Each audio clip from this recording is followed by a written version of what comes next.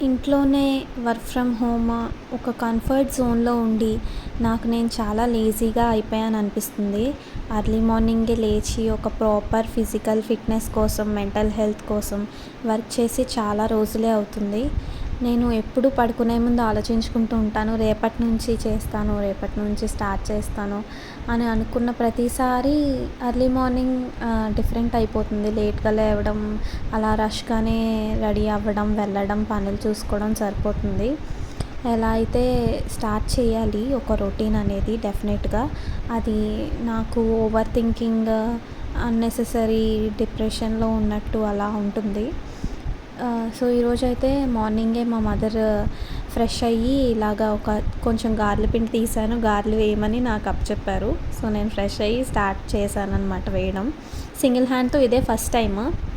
నాకు 2 హ్యాండ్స్‌తో వేయడం వచ్చు. ఒక కవర్ మీద స్ప్రెడ్ చేసి అలా వేయడం వచ్చు.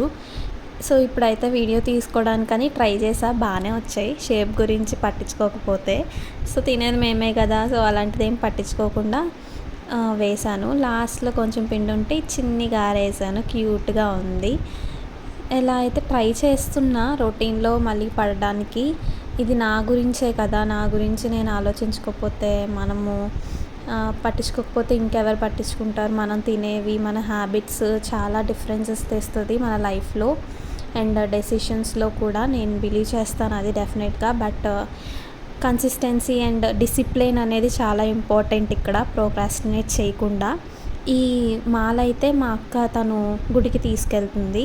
సో, బ్రేక్‌ఫాస్ట్ చేశాక 11:00కి నేను మ్యాంగో సీజన్ కదా! ఒక మ్యాంగో తిన్నా.